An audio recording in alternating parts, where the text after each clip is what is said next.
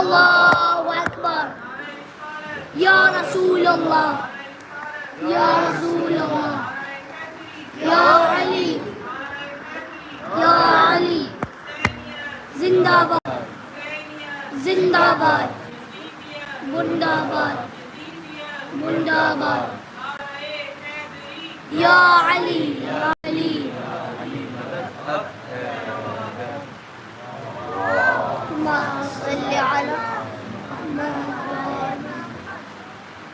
أعوذ بالله من الشيطان اللعين الرجيم بسم الله الرحمن الرحيم الحمد لله رب العالمين الصلاة والسلام على سيد الأنبياء والمرسلين خاتم النبيين بالقاسم محمد اللهم صل على محمد وآل محمد وعلى أهل بيته الطيبين الطاهرين أما بعد فقد قال الله الحكيم في قرآنه الكريم وهو أصدق القائلين قوله الحق بسم الله الرحمن الرحيم واعبدوا الله ولا تشركوا به شيئا وبالوالدين إحسانا صدق الله العلي العظيم صلوات اللهم صل على محمد وآل محمد. Today now is the third day of lectures, and inshallah we're going to try and gain and learn something from each lecture. Yesterday, for those of you who are here, you remember we spoke a little bit about knowledge, right? Yeah. No. Yesterday we spoke about akhlaq. At least some of you are awake. Yesterday we spoke about akhlaq, our manners, our ethics, how we behave with people, how we should behave, right? And today and tomorrow we're going to dive a little bit more into that, explore that a little bit more.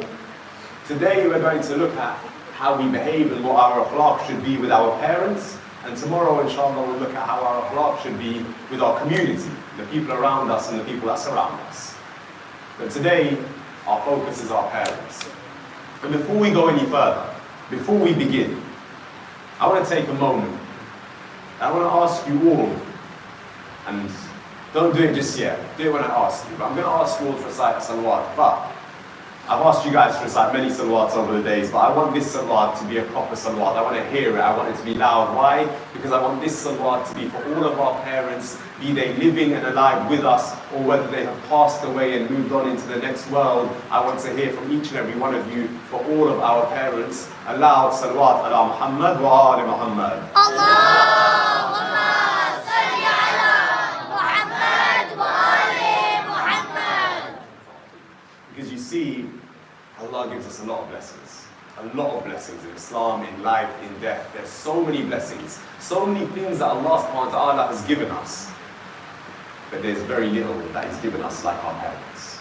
There's very little that we have like our parents. And the status of our parents is so high in Islam. It's so important in Islam. In the eyes of Allah subhanahu wa ta'ala, our parents, they matter so very much. To the point when the verse of the Holy Quran in Surah Nisa, the 4th surah of the Holy Quran, which I recited at the start of this majlis, Allah subhanahu wa ta'ala, He says, what? Bismillah ar-Rahman ar-Rahim. Wa'budullah. Worship Allah subhanahu wa ta'ala. That's the basis of our creation. In another place in the Holy Quran, Allah says, وَمَا خَلَقْتَ الْجِنَّ وَالْإِنسَ إِلَّا لِيَعْبُدُونَ. I didn't create the jinns nor the humans except to worship me. That's our sole purpose. That's all we're meant to do. Here in the Holy Quran, Allah subhanahu wa ta'ala, He's saying, wa'budullah. And worship Allah subhanahu wa ta'ala. Fulfill your purpose. The one thing that I sent you to do that. وَلَا تُشْرِكُوا بِهِ شَيْئًا.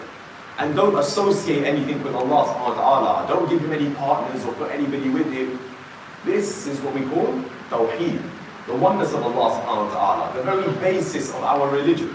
The first thing is the basis of our creation. I created you to worship. Wa'budullah, worship Allah. The second thing is the very basis of our religion. Tawheed, the fact that there's only one God. There's nobody with Him. There's nobody like Him. There's nothing that we can make a partner to Him. And then what does He say? وَبِالْوَالِدَيْنِ إِحْسَانًا. And be good to your parents. So Allah is telling us, do the thing I created you for, the very basis of our creation. Then the very basis of our religion, the basis of Islam. And third, the basis of how Allah subhanahu wa ta'ala wants us to be and how He wants us to act is to do good to your parents. وَبِالْوَالِدَيْنِ إِحْسَانًا. And be good to your parents. Allah subhanahu wa ta'ala, in one sentence, He's spoken about the reason we were created. He's spoken about His own tawheed, His own oneness, the most important thing we have in our religion. And then He's told us what the most important thing is after that. And that is your parents. The people who gave birth to you, who raised you, who cared you, who loved for you, your parents. They are the most important after. Allah subhanahu wa ta'ala, He doesn't hide how important our parents are. He doesn't shy away from the fact of how important our parents are. In fact, we have in what's called a Hadith Qudsi. Hadith Qudsi is something that Allah subhanahu wa ta'ala said, but it's not in the Holy Quran. We have a Hadith Qudsi from Allah subhanahu wa ta'ala Himself. Allah, He says this. He says that on the Day of Judgment, if a person comes to me and he has all the good deeds of every single prophet I sent down. How many prophets did Allah subhanahu wa ta'ala send down? 124,000. 124,000 prophets of Allah subhanahu wa ta'ala, specially chosen and guided prophets, better than any other human of their time. Allah says, if somebody comes down with the good deeds of all of the prophets, you have 124,000 of Allah subhanahu wa ta'ala's best and chosen people's good deeds in your book of A'mal, in your book of deeds. You go to Allah subhanahu wa ta'ala, Allah subhanahu wa ta'ala says, if a man comes to me, if a person comes to me with the good deeds of all of the prophets, but he was disobedient to his parents, I won't accept a single one of his good deeds. It doesn't matter how many good deeds you do. It doesn't matter how good of a person you are. It doesn't matter how great you were in this life, how much you worshipped Allah subhanahu wa ta'ala, how much you read namaz, how many times you fasted in Ramadan and outside of Ramadan. It doesn't matter how much Quran you read or how many du'as you read or how many ziyarats you read. It doesn't matter how many times you went to Hajj or for Umrah or for ziyarat of Iraq or Iran or the holy sites that we have. It doesn't matter if you're not good to your parents. Allah subhanahu wa ta'ala is telling us, if you come with all of these good deeds, but you didn't listen to your parents, you weren't obedient to your parents, I won't accept any of them. I don't want any of those good deeds. That tells us how important our parents are. That tells us their status. And in fact, we have in another hadith of Imam Ja'far as-Sadiq alayhi salatu wassalam. Allahumma salli ala Muhammad wa ali Muhammad. When the Imam says, a person who is good to his parents, a person who is kind to his parents, that shows his awareness of Allah subhanahu wa ta'ala. The level of respect you have for your parents shows the level of awareness you have for Allah subhanahu wa ta'ala. And if you want to have awareness for Allah subhanahu wa ta'ala, if you want to understand how important that is, awareness of Allah subhanahu wa ta'ala, we gain that through what we call reflection, introspection. I think I mentioned it on the first night, in the first majlis as well. We have in a hadith where the Prophet tells us, "Man arafa nafsuhu faqad arafa rabbuhu." Somebody who recognizes themselves, recognizes their Lord, and then we find out, how do I recognize myself? I recognize myself by stopping and thinking and reflecting. And then another hadith tells me that 1 hour of reflection like that is better than a whole year's worth of worship. Now the Imam's telling me that 1 hour which can help me recognize Allah subhanahu wa ta'ala. That 1 hour, which is better than a whole year's worth of worship. Every time I'm kind to my parents, I do something the equivalent of that 1 hour, which is the equivalent of a year of worship, a year of namaz, roza, hajj, zakat, khums, jihad, whatever it is, a year worth of worship. Every time I'm kind to my parents, I'm showing that that's how good I am. I'm showing that that's my level. I'm showing that that's who I am. In another place, we have a hadith where we're told, أَفْضَلُ الْأَعْمَالِ الصَّلَاةِ بِوَقْتِ. The best of deeds, the best thing you can do is reciting namaz on time. And the hadith goes on. It says, the best of deeds you can do is to recite namaz on time and be good to your parents. The level, look at the level of the two. Namaz is that good deed. Namaz is that wajib act, which you cannot escape, you cannot avoid. If you're fasting, or if the month of Ramadan comes and you're meant to fast, if you're ill, you don't have to fast. If you're traveling, you don't have to fast. Hajj, if you can't afford it, you don't have to do it. Khums, if you can't afford to give khums, if you don't have that much savings, you don't have to give khums. Every single wajib act, Allah subhanahu wa ta'ala, He's put conditions on it. Said, look, I'll make it easier for you. If this is the situation, if this is your circumstance, then you don't have to do it in certain situations, certain circumstances. For every one of our ibadah. Namaz is that one act. For as long as you are alive and awake and conscious, you have to do it. If you can't stand up, you sit and read namaz. If you can't sit down and read namaz, you lie down and make the movements with your head. If you can't move your head, you make the movements with your eyes and you read namaz like that. There's no escaping namaz. It's the one wajib act which you cannot get away from. You have to do it. As long as you are alive and conscious and awake, you have to recite your salah. Here, according to this hadith, the best of deeds, the best thing you can do is namaz and being kind to your parents. We're told they're on the same level. We're told they go together. See, your parents, they have an incredible status in Islam. Many of you will have heard the hadith of heaven being under the feet of your mothers. Al-Jannatu tahta aqdam al-ummahat. Heaven is underneath the feet of your mothers. Inshallah, today we're going to explore a little bit about how that works, why that is. Because our parents, especially our mothers, have a great, great status in Islam. An unbelievable status in Islam. One that we can't even begin to fathom and recognize. And it's quite interesting, right? I don't have kids of my own, but I work with a lot of young people. I work with a lot of families. I work with a lot of people who've lost their parents or whose kind of parents have split up or who come from difficult situations at home. And even I get to a point where I really care about the people I work with. They really matter to me. But at the end of the day, no matter how much they matter to me, and they matter to me a lot, right? These people I work with, these young lads I work with, they matter to me a lot. But no matter how much they matter to me, their parents will always love them more. No matter how much you care about your friends and your friends care about you, your parents will always care about you more. No matter how much you love somebody in this world, you will never find somebody who loves you the way your parents love you. And that's simple fact. That's the truth. And the thing is, Islam, for that reason and a few others, it gives them this status. This status that we're talking about our parents having, they don't get it for no reason. They don't get it for free, no. In Islam and in life, to be honest, anything worth having, it doesn't come easy. You want something good, you've got to work hard for it. Oftentimes, and I realized this when I went to buy my first car. I remember the first time I went to buy my car, unfortunately I didn't take advice from anyone. I decided, you know what, I'm just going to go and buy my car. And I got a really good deal. It was a nice little Volkswagen Polo. It was a really nice little car. I got a really good deal, £1,000. It was really cheap for it. I was like, this is amazing. I got the car, drove away super happy. And afterwards I realized why the car was so cheap.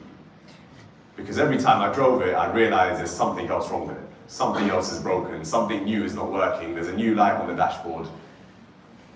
And I realized, yeah, if I paid a little bit more, I could have gotten a proper car.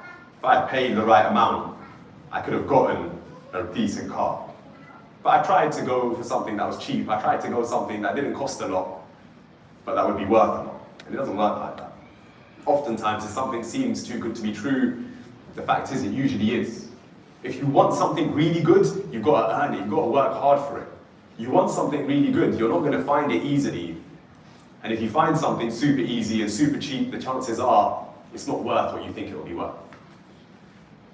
And the same thing goes for your parents. This high status they've got, this level they've been given, they didn't get that just because. They didn't get that for free, no. The first thing is their care and their love for you. To care about somebody, to love somebody, in and of itself, that is a massive deal. And it takes a lot of energy, it takes a lot of effort. It's not easy to care for someone and love for them. Forget about all the things your parents do, just the feeling in their hearts. That in and of itself, it takes a lot of energy. It takes a lot of effort to care and love for somebody. Why? Because when you guys leave the house, your parents are worried about you. They're not doing anything. It's not like they're cooking or cleaning or like getting your clothes ready or any of that. Forget that right now. Just the feeling in their hearts. When you leave the house, they care about you so much that they're worried. While they're worried, They can't do other things properly. Your mum, she sat at home waiting for when you're going to get home. Your dad, he's wondering, where is he? It's been so long. Why is he not home yet? Not because they don't want you to be out. Not because they don't want you to have fun with your friends. Not because they don't want you to enjoy your time. But because they're worried. They know it's a scary world out there. And the thing is, when you really care about somebody, for whatever reason, I don't know why, your mind immediately starts to assume the worst. What if this has happened? What if that's happened? And I realized this, right? Because I used to stay out quite late.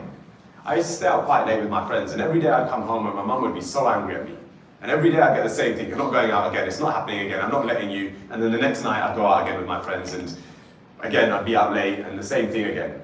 And I realized there was a trick on my way home. I realized on my way home, I'd message my mum and I'd be like, "Mum, I'm on my way home, do you need anything from Tesco's?"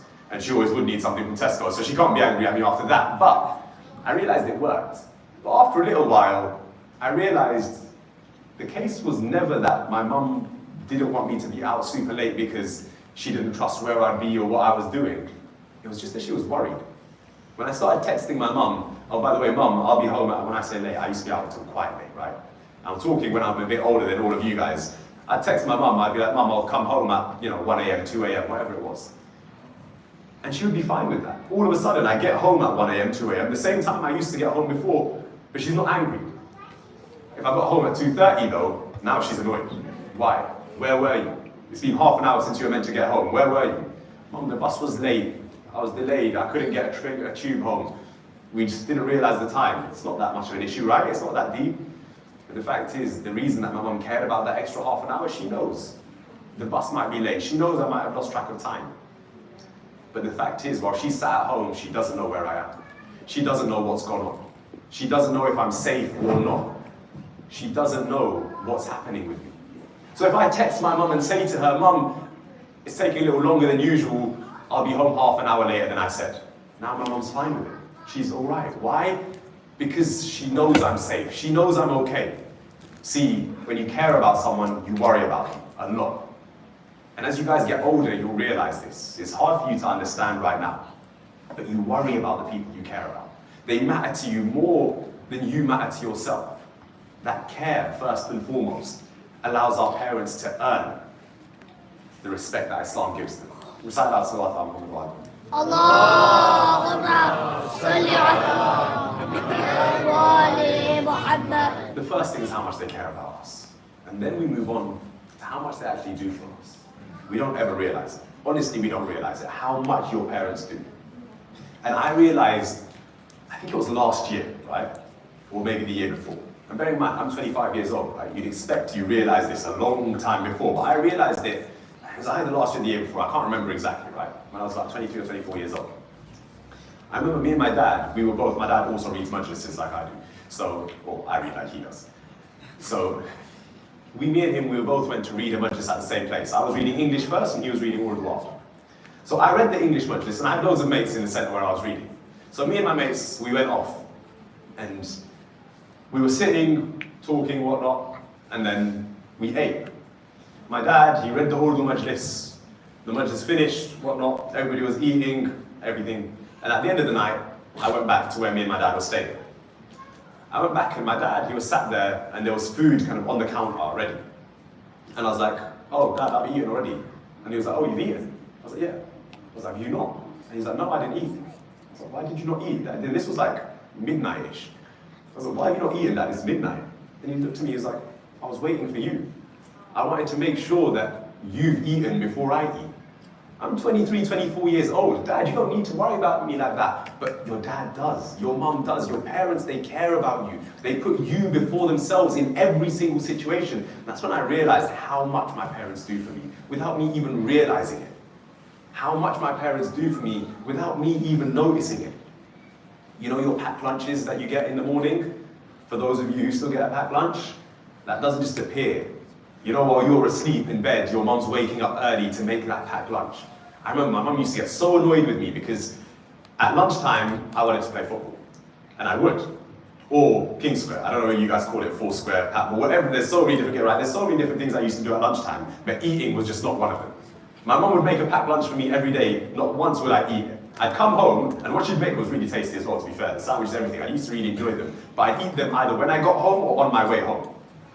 And my mum used to get really annoyed with me. She's like, why do you eat it at home? Why not eat it in school? And I was like, well, in school I'm playing, I'm enjoying myself, right? I don't want to eat then. And then one day my mum was like, all right, you know what? I'm not making them. Like, forget it, you don't eat until you get home. I'm not going to make them at lunch. I was like, okay, that's fine, I don't mind. And the school, they emailed my mum one day. They were like, or they called her. And like, no, you need to send packed lunch for them. Like, you need to have something to eat during the daytime. She's like, and I remember I heard this call, right? I heard my mum on the phone to my school, and she was like, I wake up early every single day to make him food, and he never eats it when I give it to him. I wake up early every single day, and it's not just me, right? For those of you who have siblings, like I do, right? My mum, she isn't just waking up early to make lunch for me. She's waking up early to make lunch for me, and my sister, and my brothers, and all of them. My mum would much rather be asleep, but no. She makes sure that I've got my lunch ready. She makes sure that my clothes are ready. She makes sure that I'm waking up on time to go to school, and I promise you I wasn't easy to wake up in the mornings, I'm still not. My mum made sure that I was ready. Even though she had to go to work. Even though she had to go to work. And many of you guys will realize this, right? For those of you whose mums or dads, they come home from work and they're super grumpy and they're super tired and they don't want to hear what you have to say, whatever it is, that happens, right? But the truth is, nobody wants to be grumpy. Nobody wants to be moody. Who likes being in a bad mood? Nobody. The fact is, if your parents are in a bad mood, it's because they've had a long day at work. It's because they've had a tough day at work. And the thing is, the only reason they put up with that, the only reason they go through with that job which they find difficult, or that job which puts them in a bad mood, or makes them tired at the end of the day, is so that you're taken care of. It's so that you're looked after. For loads of you, your parents would have gone through things that you will never have imagined. They will have started planning for you and started to change their life to make sure that your life is good long before you were even born. I was speaking to somebody over the first 10 days of Muharram who, when he got married, him and his wife, they started looking for a house, right? They were moving out of their parents' house and they were looking for a house where they're going to live now that they're married. And he said the only thing they cared about was two things. One, they wanted to live close to an Islamic center, a mosque. And two, they wanted to live in an area where there's good schools. These guys had just gotten married. They haven't got kids yet. He said the reason for both of those is because we want our kids to be raised right, academically and Islamically. Before you were even born, when your parents were getting married at that point, they started to think about life with you. They started to think about how things will be when they have children, the sacrifices they make. See, your parents, they could have had an amazing life. Now, many of you, I don't know if any of you guys have uncles or aunties who don't have kids, but they're the ones who seem to have the most fun. They're always traveling, they always have the nicest car, they always buy me the nicest toys, they always seem to be enjoying themselves. Why? Because they haven't got kids. And you know what? Kids are expensive, man. You guys, you cost a lot of money. But I guarantee none of your parents would ever go back and say, I wish I didn't have you.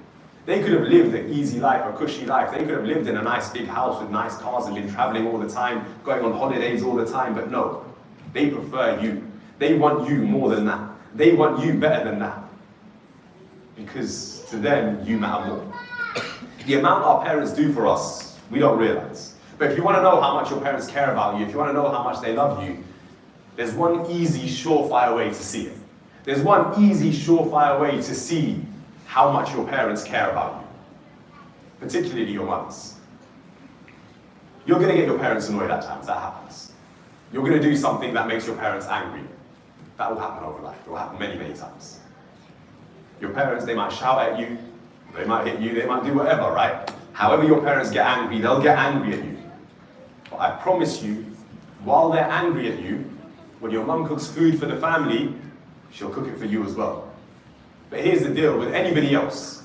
Let's say I'm with my friends. If I'm angry at one of my friends, am I going to do nice things for him in that moment? Am I going to make sure to go out of my way to look after him in that moment? No. But it doesn't matter how angry your mum is when she cooks food for the house, she cooks it for you as well. It doesn't matter how angry your mum is. If you go to bed without eating, she'll make sure you come down and have dinner. It doesn't matter how angry your mum is with you, how angry your dad is with you. It doesn't matter how much they shouted at you. It doesn't matter about any of that. They'll still make sure that you're okay. I don't know how many of you this has happened to, where your parents, they get angry at you, they shout at you, And then an hour or two later, or even less than that sometimes, they come to you and they try and act like nothing happened. In fact, they become even nicer. All of a sudden, they act like they're your best friend, pretending nothing happened. Why? Because it hurts them when you're hurt. It hurts them when you're upset. They don't want to see you upset. They got angry at you, yeah. But when you were upset because they got angry, it hurt them more than it hurt you. Because your parents don't want that for you. They don't want to see that for you. So, what do? We show our akhlaq. We show that we know how to behave with our parents. We show that we know how to take care of them. These parents who give everything for us, more than we can imagine, and I promise you this much. In life, it's a painful, painful reality. But the only thing that is truly guaranteed in life is death. Allah subhanahu wa ta'ala, He says it again and again in the Holy Quran. Kullu man alayha fan. Everything that exists will cease to exist. Everything will die. Kullu nafsin dha'iqatul maut. Every soul shall taste death. Inna lillahi wa inna ilayhi raji'un. You see that inna? Verily, that means definitely, 100% for sure. We are from Allah and we will return to Him. Allah subhanahu wa ta'ala tells us again and again, death will come. And it's a very sad reality that it will come for our parents as well. Death will come for the people who we care about, who we love, as well as us. And so, we have to make sure that we cherish every moment we have with our parents. Just ask those, and there are members of this audience who've lost their parents, who've lost one parent or both. Go and ask those people what it's like, how painful it is. I'll tell you a story of my own friends, right? One of my friends, he's a very dear friend of mine, he's a little bit older than me. When the doctors told him that your dad has only got a few days left to live, he refused to leave the hospital. I think it had been almost a week, right? He refused to leave the hospital. He would not leave under any circumstances. He stayed by his dad's side for almost a week straight. And we said to him, we convinced him, we're like, look, your dad, we know the doctor said he hasn't got long left, but his health, it seems to be picking up. He seems to be doing better than he was a week ago. So why don't you go home, rest just for a little bit. Go home for like an hour, have a shower, have a 45-minute nap, a half an hour nap, and then come back, it's fine. Do that. We convinced him. It was so difficult, but we convinced him. He went. As soon as he got in his car in the hospital, his dad passed away. And I promise you, at the time when this happened to him, he was, I think 27, 28. He was an adult. He's a fully grown man. I've never seen someone cry like that before in my life. Never. And this is a guy who's been through a lot. He's been through a lot of difficulties. But I've never seen someone in pain like that when he lost his dad. Another friend of mine, when the doctors told him that his mother has cancer, they told him, your mum's only got 1 year left to live. In that moment, my friend, he quit his job. He went and he told all his friends, look, for the next year, I'm staying with my mum. I'm going nowhere else. I'm spending every waking moment with my mum. And he stayed with her till her last breath. He didn't leave her side. He did everything he could to spend time with his mum. We have to cherish these moments because, look, call them lucky or not, they knew that they don't have long left with their parents. For a lot of us, we won't get that kind of warning. For a lot of us, we won't be told, this is how much time you have left.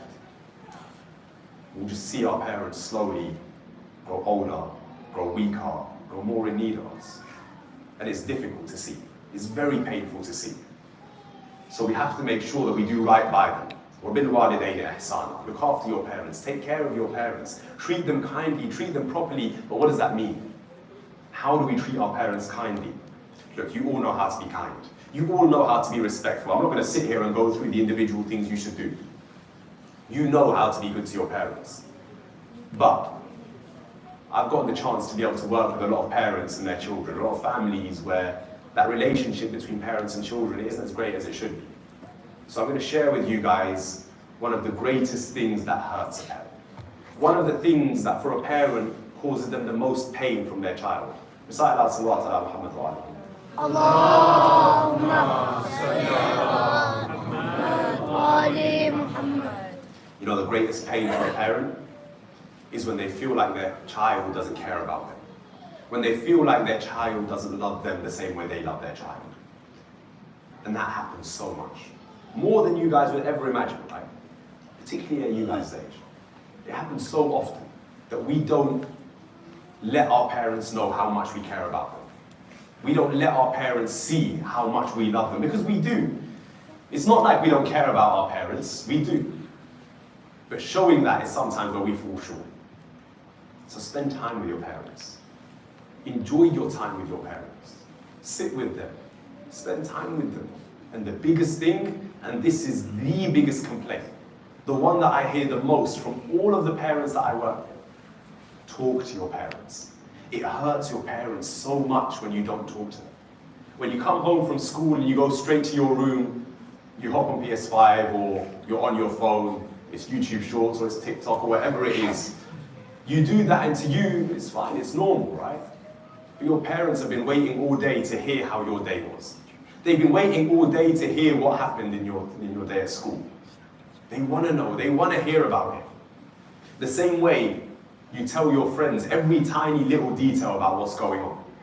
Oh, this guy did this, and then this happened, and then we went here and we did this. The tiniest little details, your parents want to hear them as well. Your parents care about that as well. And I wasn't planning to say this because it is a kids' majlis, but for the parents in the room, your responsibility is to listen as well. If your child comes to you and they're telling you about their day, the funny things that happened in their day, the interesting things that happened in their day, they're not looking for a lecture. They're not looking for you to turn around and tell them, oh, you shouldn't do this. They're not looking for you to turn around and tell them, oh, that's not good. They just want to share a laugh with you. They want to share a funny story with you. If they come to you wanting to share a funny story, wanting to have a laugh with you, share something interesting with you, and you come to them with a lecture, you're not actually having a conversation. You're having two separate conversations. You're talking at each other. But a conversation is when you're both talking around the same thing, about the same thing, and with the same purpose. See, if I come to you, it's the equivalent, basically, of me coming to you and saying, I don't know, the weather's really nice today. And you replying to me and telling me, I don't know, I can't even think of something. It's just a very random response, right? I come to you and I tell you, oh, the weather's nice today. And you respond with, yeah, I saw a really nice car today. What's that got to do with the weather? What's that got to do with what I'm talking about? In the same way, if I come to you with a funny story and you turn that into a lecture, even if your lecture's about my funny story, we're having two different conversations. And this is for the parents in the room, because there's more than I was expecting there to be. Have the same conversation with your child as they're having with you. Listen to what they want to speak about and listen to why they've come to you. Afterwards, you can correct them. Later, have that conversation with them about why they should think about this other thing or what else they should take into consideration when they're at school. But if your child comes to you and they want to share a laugh, laugh with them. If your child comes to you and they're upset, be upset with them. That's what you expect of your friends when you go to them to share a laugh, when you go to them to share something that's worrying you. Do the same thing for your children. But guys and girls, for your parents, talk to them. Spend time with them. Enjoy your time with them. Make sure that your parents know that you love them.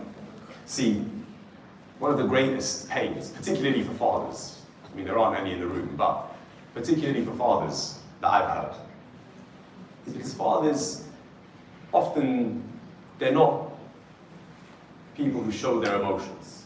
They like to be rocks. They like to be what you call stoic, almost unemotional, right? Fathers don't tend to show their emotions. When their child's young, they'll play with them, they'll hug them, they'll kiss them, they'll wrestle with them, they'll do all sorts. But as their child gets older, that slowly fades away, particularly fathers and their sons. That happens less and less. But the thing is, your parents still care about you. And much the same way that you guys need to know that you're cared about, you need to know that you're loved, your parents need the same thing as well. They require the same thing as well. So make sure that as you get older, give your dad a hug. It might seem weird sometimes, it might seem awkward, but give your dad a hug. Tell them that you care about them. Remind them that they do matter to you. Go up to your dad one day and just say to him, look, Dad, can we go for a drive? Or, I don't know, let's go bowling or top golf, or let's go for a meal, just me and you. Let's just spend some time together. Do that. Whether your dad shows it or not, I promise you it will mean so much to him. Do the same for your mothers. I promise you it will have such an impact, such an effect on your mother, she'll be so happy. And I tell you what, in that moment, you can ask your mum for just about anything and she'll say yes. Because she'll be so happy. Because she can see her child loves her. And we don't do it in vain, right? We don't do it for no reason. There's incredible reward for taking care of your parents. There's also incredible punishment for not taking care of them. The rewards for taking care of your parents are amazing. There's a story of Nabi Musa. The Prophet, he is traveling through the heavens at the time. And there's a place known as the Arsh of Allah, the throne of Allah subhanahu wa ta'ala. Nabi Musa, he sees a man who's resting against the throne of Allah, under the shade of the throne of Allah. And that's a very high level. Nobody gets to go to that level. So Nabi Musa, he asks the angels around him, who is that man? Why is he resting against the Arsh of Allah subhanahu wa ta'ala? And the reply comes, he was good to his parents. He took care of his parents, so when he asked Allah, Allah, can I go and sit underneath your throne? Can I lean against your throne? Allah called him up. And the Arsh of Allah, if you want to understand what that is or where that is, you know how you have 7 levels of heaven, each level getting better than the one before it? The Arsh of Allah is higher than all 7 levels of heaven. That's the level that being good to your parents can take you to. Our Holy Prophet Muhammad Mustafa sallallahu alayhi wa sallam.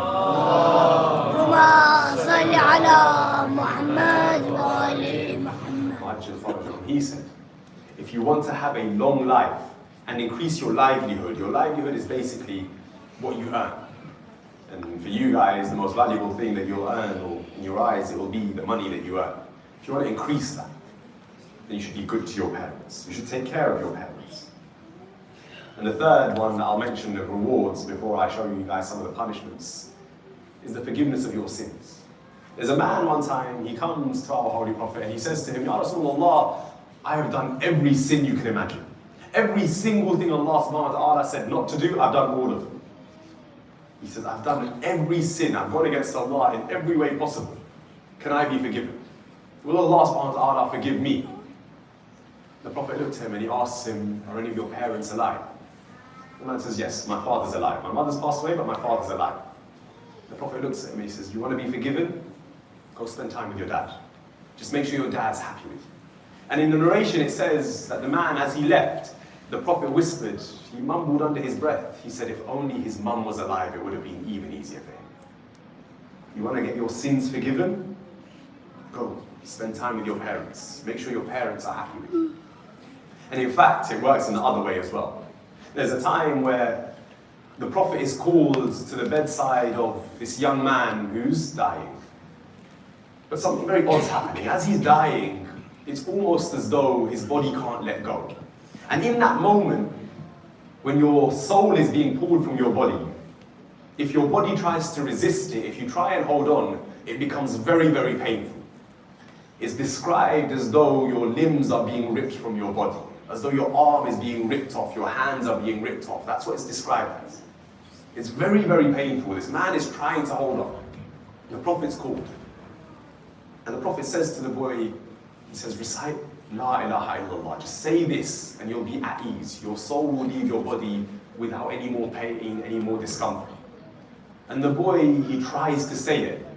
But when he tries to say it, his tongue starts to knot. His tongue starts to form knots and he can't speak. He starts gagging and he can't speak, he can't breathe, and his soul won't leave his body either. He's stuck in pain, in incredible pain. The boy's mum is standing next to him. The Prophet turns to his mum and he says, did your son ever do anything that really upset you, that really hurt you? He says, yeah, there was something that he did. The Prophet says, did you ever fully forgive him in your heart? The woman says, the pain is still in my heart for what he did. I'm still hurting because of it. And the Prophet says to the woman, look, whatever it is your son did, forgive him. Let it go. Let that pain leave your heart. The lady, she looks at him, she said, Prophet, Ya Rasulullah, what he did was very bad, but because you're instructing me, the Prophet of Allah, I won't say no to you, fine. I'll let go of whatever it is that he did. I'll forget about it, I'll put it aside.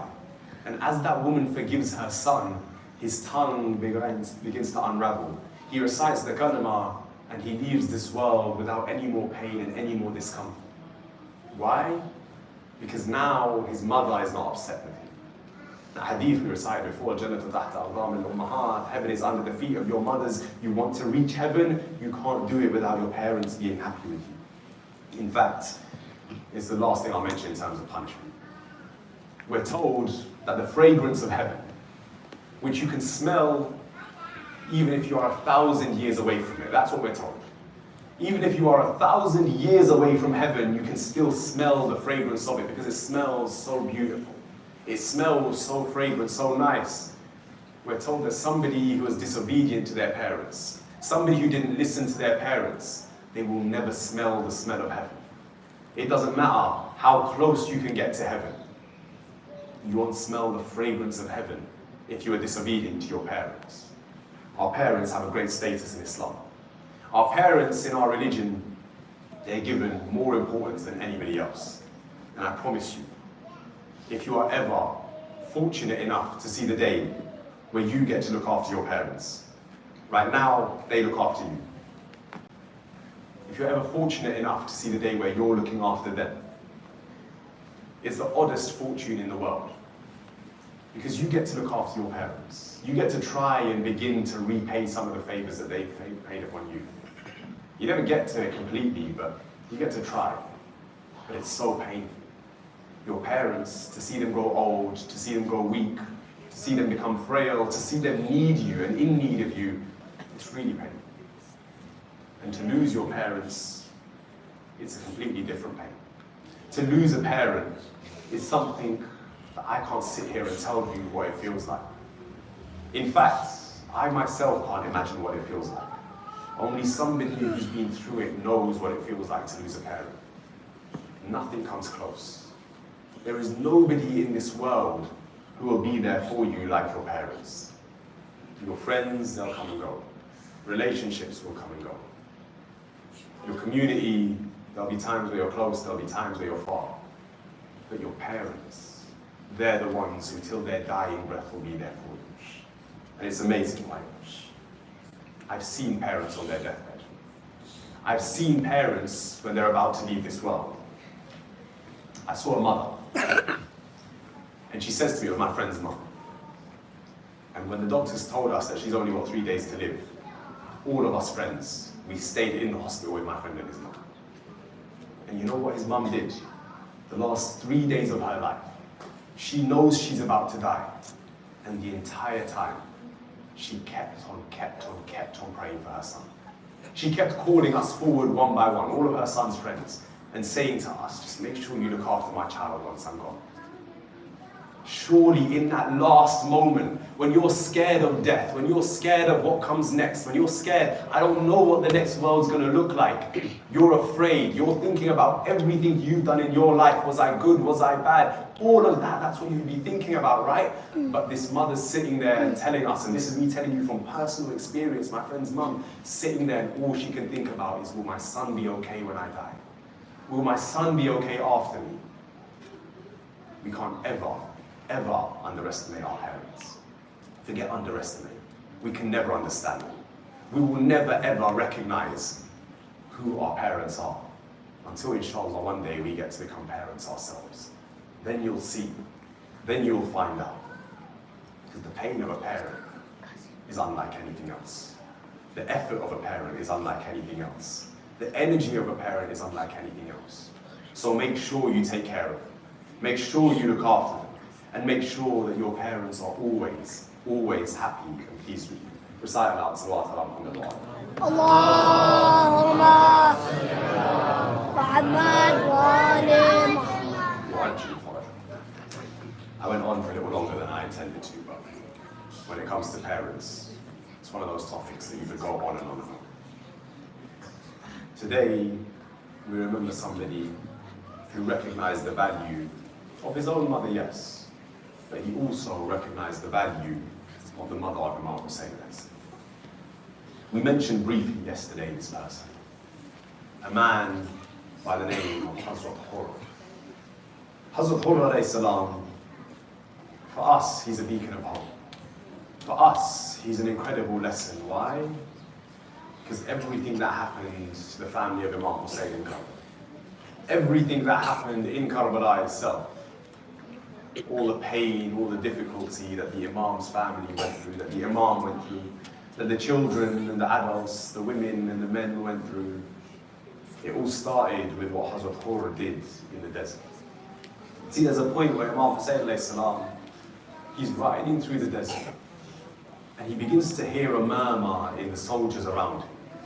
Amongst the men of the army of Imam Hussain, they all begin whispering and talking, murmuring amongst themselves. Imam Hussain turns to Abu Fadl Abbas, he says to him, Abbas, what is it that everyone's talking about all of a sudden? Why has everybody begun whispering and talking? What's happening?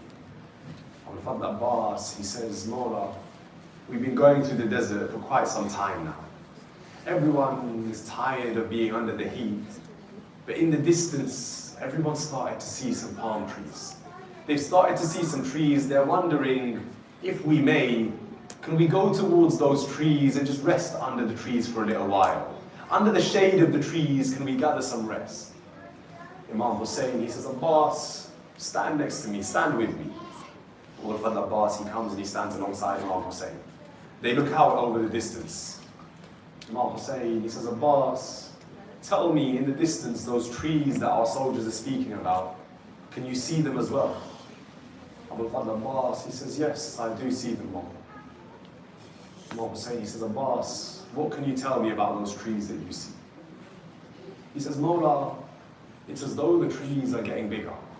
It's as though the trees are coming towards us. Imam Hussain says, tell me, what else do you see? He says, the leaves of these palm trees, they're not waving in the wind the way that the leaves of a palm tree normally does. Normally, a palm tree's leaves, they won't move very much. But these leaves, they're waving in the wind quite a lot. Mawla Hussain, he says, Abbas, come forward with me. Tell everybody to stay where they are. Come a little bit further forward with me. They go forward. And as they go forward, Hussain turns to Abbas. He says, Abbas, now tell me, those palm trees that you saw, can you still see them? Abu Fadl Abbas, he turns to his master, he says, Mawla Hussain, no, I can't see those palm trees. Instead, what does Abbas see? He says, I see the flags of an army bearing down towards us. I see an army rushing towards us. He turns to Mawla Hussain, he says, my master, tell me, what should we do? Shall I get the men ready? Abu Abdullah, he says, Abbas, go, tell the men to take up their stations. He says, tell some of the boys to go back towards the carriages of the women. Make sure that they protect the women and children. Abbas, line up the soldiers in front of the carriages so that we may be prepared if they come and attack us. As this army comes forward, however, what do they see? They see the men of the army tired. They see them withered. They see them stumbling from side to side as they dismount their horses. He sees these men begin to fall to their knees. Imam Hussain, he looks at the commander of the army. He looks at him and he says, Oh Hur, what is the matter with your people? What is the matter with your army? Hur turns to Mawla Hussain. He says, Ya Hussain, my army, they ran out of water a little while back. My soldiers are very thirsty. They've run out of energy. They didn't have the resource for a journey this long in this moment. Abu Abdullah, he turns to Abu Fadl Abbas. He says, Abbas, tell the men to stand down. Tell the men to stop protecting the women and children, to stop guarding their posts. Tell them they can relax, they can be free. This army will do us no harm here in this desert. He then turns to Abbas. He says, Abbas, go to all of our soldiers. Tell them to gather all the water that they have and bring it forward for this army. These men are thirsty. Tell the army of Hussain to give water to the army of Hur. Imam Hussain, he sits down on a seat. It said, it's narrated that Abu Abdullah, he sits down on one seat and he watches as Abu Fadl Abbas and the soldiers of Imam Hussain, they went and one by one they gave water to each of the soldiers of Hur's army. Hur's army, according to the narrations, was at the very least 3,000 to 4,000 men strong. 3,000 to 4,000 men, one by one, the men of Imam Hussain went and gave them water. It was not a quick job. At the very least, it would have taken them 4, 5, 6 hours. under the beating sun. They're giving their own water to this army one by one. The narrations say there was one man who, in his thirst, in his fatigue, in his tiredness, his hands were trembling and shaking. So when Imam Hussein's army went and gave them water, every time he took the water in his hand and brought it up to his lips to drink, it is narrated that because his hands were shaking so much, the water would spill onto the floor. He said that it happened once, it happened twice. The third time it happens, Imam Hussein himself stands up from his seat. He walks over to the man. Imam Hussein pours the water into his own hands. He begins giving the man water with his own two hands. My heart goes out to Abu Abdullah in Karbala on the day of Ashura. You didn't have water on your hands. Instead you had Ali in Asghar holding him up in the desert calling out, will somebody bring even a drop of water for my 6-month-old child? For my baby Asghar, will anybody bring him water? But no water came. Imam Hussein alayhi salam, in that moment in the desert where he's giving water to Hur's army, he turns to Hur again and he says, Hur, what is the matter with your horses? Why do they jump from side to side? Why won't they sit still or stand still? Hur turns to Imam Hussein. He says, because these horses have been prepared for war. Underneath their hooves, they have metal claden hooves attached. He says the metal has become hot. It has started to burn on the burning sands of this desert. Under the beating sun, the metal has grown hot. It is burning the hooves of the horses. Again, Abu Abdullah, he turns to Abu Abbas. He says, Abbas, go, pour water over the hooves of the horses. I call out again, Mawla, how can it be that the horses of Yazid's army, of Hur's army, are given water, but when Sakina on Shami Ghariba sees a man giving water to the soldiers of Yazid, what did she do? She called out and asked him, will you give some water to the family of Rasulullah? It's narrated in that moment, the man ignored Sakina. He went to each soldier, he gave them water. Sakina kept following him from soldier to soldier, thinking maybe once he's finished giving water to his soldiers, he will give it to us. But once the soldiers had drank water, the man turned to the horses. He gave water to the horses. Once the horses had drank water, it is said the man turns to Sakina now, those little eyes looking up at him full of hope, thinking finally we will get some water. The man looks Sakina in the eyes and begins pouring the water over the sands of Karbala, laughing in the face of Sakina. But here is Hussein giving water even to the horses of Hur's army. Hussein, he looks to Hur. Once his men and his horses have all had something to drink, Abu Abdullah, he turns to Abbas. He says, Abbas, go prepare the men, women and children. The time has come for us to leave, to continue on our journey. Now, Hussein, he mounts his Zuljanah. He gets ready to move, and as he gets ready to move, Hur walks over to Imam Hussein. He walks over and says to him, Ya Hussein, I cannot let you leave. From here on, you are my captive. From here on, wherever I say to go, there is where you must go. You wish to go to Kufa. My instructions are that I must not let you go there. Abu Abdullah, he says to Hur, I will go where I please. He goes to turn away from Hur.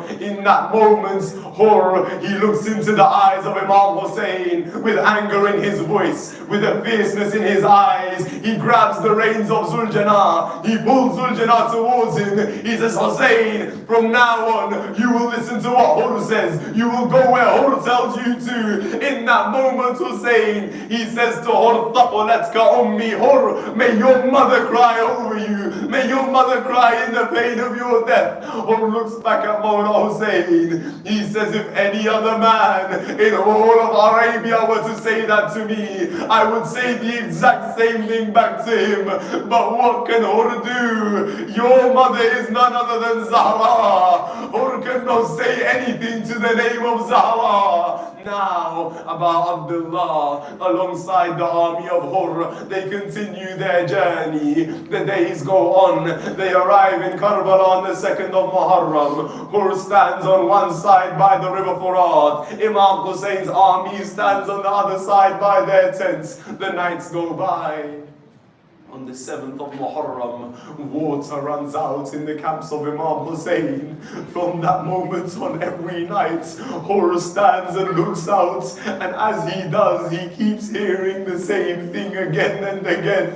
Al-Atash, Al-Atash, the thirst is killing the children of Hussein. Hur stands there and listens again and again. The nights go by. On the 9th of Muharram, as Maghrib falls, the armies, they recite their salah. After salah, in the camps of Yazid, dinner is set for the soldiers. But Hur has not come to have his dinner.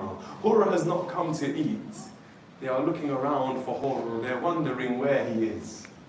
Hur, he's found finally by his servant. His servant comes to him and says to him, "Oh master, will you come and eat? Everybody is waiting for you. Nobody has started eating yet. They're waiting for you to come, and then everybody will eat together." Hur, he doesn't say anything to his servant.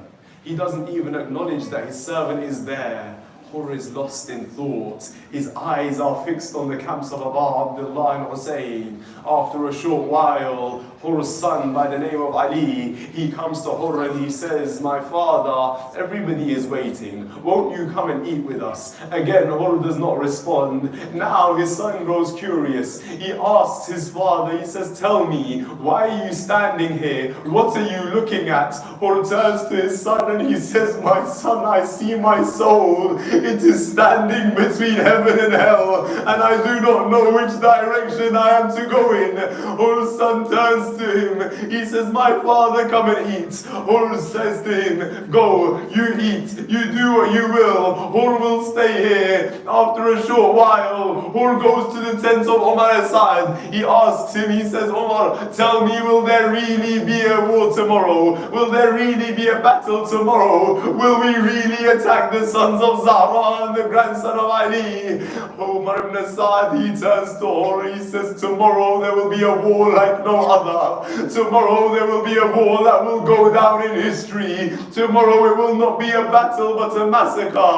Hur has heard enough. He goes, he begins to pack his things, he mounts his horse, he begins to slowly walk away. But Hur, he didn't try and sneak away, he didn't try and creep away. Before he left, he turned to the soldiers of Yazid's army. He says to them, "Woe unto you, may you all be in pain." Why? Because you stand against the grandson of Rasulullah. He then turns to leave. His son rushes after him. He says to him, "My father, where are you going? Where do you leave towards?" He says to his son, "I told you I could see my soul between hell and heaven. My son, I could not choose hell. I am going towards paradise. Paradise is with Hussein." Ali ibn Hur, he turns to his father and he says, "Then tell me, will you go to Jannah and leave your son behind? Will you leave me to fear in the pits of hell?" Hur says, "My son, come with me. Prepare yourself. Let us go together." Ali ibn Hur, he gets ready. He mounts his horse. The two of them begin riding out to the camps of Imam Hussein. By one point, as they're crossing the battlefield, Hur stops and he turns to his son. He turns to his son. He says to him, "Look, in that desert before we reached Karbala, with these eyes, I locked eyes with Hussein. I looked at Hussein with anger in my eyes. I could not go in front of Hussein and look at him again. I could not see my master again until he has forgiven me." He hands his son a blindfold. He says to him, "Cover my eyes so I could not see the face of Hussein until Hussein has forgiven me." He hands his son a small piece of rope. He says to him, "These hands, they grabbed hold of the reins of Zul Janah. These hands, they pulled the horse while Hussein was sat atop it. I've done a grave crime, I've committed a grave crime. Poor son, he looks at his father, he says to him, what will you have me do? Or says, tie my hands. I cannot go to Hussein as a free man, I must go to him as a servant, as a prisoner. Or son ties his father's hands, he blindfolds his eyes, they begin riding out together. At one point, Hur can hear the galloping of a horse coming towards them. He turns to his son, he says, whoever is coming, make sure that you call out to them. Tell them, we come in peace and we have not come for war, we have not come to attack. Ali ibn Hur turns to his father, he says to him, my father, what do I see in front of me? Abbas and Ali Akbar have come out from the tents. Hur says to him, tell them we have not come to attack, tell them we have come to join them. Abbas and Ali Akbar, they come out to these two men, they call out, our salams upon you, O Ali ibn Hur, we welcome you to our camps. They come together to Imam Hussein. Hur throws himself down, he begins to weep and beg for forgiveness in front of the Imam, asking him, my Mawla, is there any way that Hur can be forgiven? Is there any way that you can let my sins pass me by? I have committed a great crime. Abu Abdullah, he looks at Hur and he says, Hur, your forgiveness is so great that on the day of judgment, Zahra herself will make sure that you enter heaven. You enter heaven amongst the shuhada, amongst the martyrs, amongst those who protected Hussein. Hur then turns to Mawla Hussein, he says, if I may I go and ask forgiveness from the women of your camp? Abu Abdullah, he sends Hur with Abu Fadl Abbas. Hur stands outside the tents, he calls out, my salams upon the daughters of Zahra and Ali. A servant has come to ask for forgiveness. In that moment it is said, the women and children, they began crying and weeping. Now Hur's pain grew even more. He calls out, what has Hur done? First he attacked the grandson of Rasulullah, then he cut off water to their family, and now I have made the daughters of Zahra cry. Hur, that entire night, he could not rest, he could not sleep. The moment comes when the day of Ashura, the battle begins. Hur goes to Mawla Hussein, he says, my master Hussein, it is because of Hur that you are in this situation. Will you let Hur go and give his life? Will you let Hur go and give his sacrifice? It's about Abdullah. How does he refuse Hur in that moment? He says to him, Hur, I cannot let you go just yet. I cannot let you leave just yet. Why? Because Hur, I was always taught from when I was a child that when a guest comes to visit you, you must offer them something at least, a comfortable place to stay, something to eat or drink, some fresh clothes to wear. Hur, you came to me as my guest last night, and since then I have offered you no food, no water, no shelter. Hur, how can I let you go without fulfilling the duties of a host to his guest? Hur begins to cry again. He says, Mawla, it is because of Hur that you have nothing to give. It is because of Hur that you are left here in this battlefield of Karbala. Let me give my life. The final line of Masa'ib, almost the greatest and most painful line of Masa'ib in the story of Hur's tragedy. What was it? Before Hur went to battle, he sent his son Ali ibn Hur. He says to his son, go. Before Hur gives his life, I want to see my son go and give his sacrifice. The son of Hur, Ali ibn Hur, he rides out and begins to fight the very men who until last night he stood alongside. He starts to fight. He fights a great fight, a great battle, a brave battle, but at one point he begins to fall from his horse. He calls out, Adrikni, my father, come to my aid, come and help me. In that moment, Hur rides his horse, he mounts his his horse. He begins rushing out to the battlefield to where his son called for him. But as he reaches the body of his son, what does he see? Hussein is already there with his son's head in his lap. Hussein turns to Hur. He says, Hur, return to the tents. Hussein will bring your son back to the camps. Hur looks at Mawla Hussein. He says, my master, how can it be? I am your servant. How can a master take the son of his servant while his servant is present? Hussein looks at Hur. He says, Hur, it is not the place of a father to lift the body of his young son. But Ya Hussein, in just a few hours' time, you will be calling out, Aina, Aina, Ali Akbar. My Akbar, where are you? And there will be nobody to help you lift the body of your son. There will be nobody to help you with your Ali. Ala la'natullahi ala qawmin zalimin. وَسَيَعْلَمُ الَّذِينَ ظَلَمُوا أَيَّ مُنقَلِبٍ يَنقَلِبُونَ. We raise our hands in dua. I will recite dua. You say Ilahi Ameen. Oh Allah, in this holy month of Muharram, accept all our ibadat. Oh Allah, for all those mu'mineen around the world struggling with ill health, grant them complete shifa. Oh Allah, for all those mu'mineen who have left this world, raise their ranks in Jannah. Oh Allah, allow us all to be good children to our parents. Oh Allah, for all those of us whose parents have left this world, raise our parents' ranks in Jannah. Oh Allah, hasten the reappearance of the Imam of our time and allow us to enter Jannah under his banner. رَبَّنَا تَقَبَّلْ مِنَّا إِنَّكَ أَنْتَ السَّمِيعُ الدُّعَاء. مَا Hussein. Hussein. Ya Hussein. Ya Hussein. Ya Hussein. Ya Hussein. Ya Hussein. Ya Hussein. Ya Hussein. Ya Hussein. Ya Hussein. Ya Hussein.